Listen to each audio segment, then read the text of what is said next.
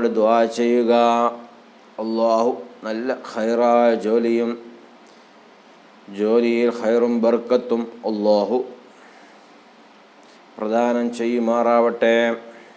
അപ്പോൾ ഫൈൻ തവല്ലൗ ഫഖുൽ ഹസ്ബി അല്ലാഹു ലാ ഇലാഹ ഇല്ലാ ഹുവ അലൈഹി തവക്കൽതു വഹുവ റബ്ബുൽ അർശിൽ അദീം എന്ന തൗബ സൂറത്തിലെ അവസാനത്തെ ആയത്ത് 41 പ്രാവശ്യവും യാ ലത്തീഫ് യാ അല്ലാഹ് എന്ന ഇസ്മെ 129 പ്രാവശ്യവും നമ്മൾ ചൊല്ലുക.